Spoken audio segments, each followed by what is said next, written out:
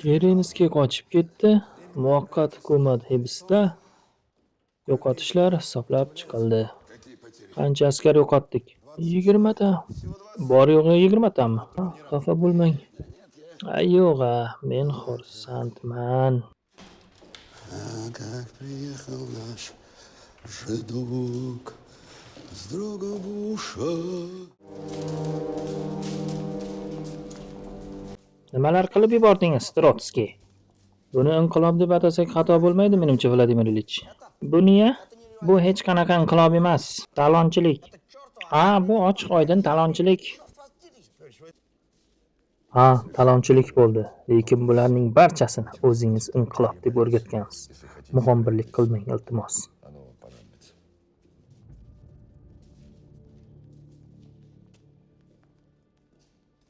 Siz o'shanda haq edingiz, Vladimir Ilich. Rossiya rostdan ham hech qachon bir yahudiyning hokimiyatini tan olmaydi. Hech qachon. Ammo har qanday inqilobning o'z dohiysi bo'lishi shart. Bu mas'uliyat sizniki, o'rtoq Lenin.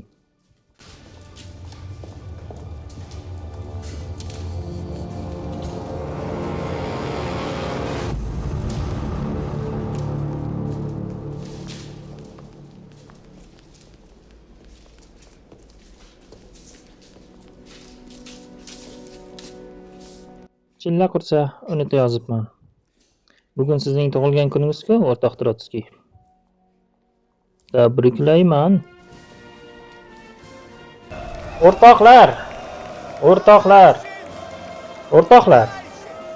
Ishchi dehqonlarning bolsheviklar hamisha ta'kidlab kelgan o'sha inqilobi mana bugun amalga oshdi.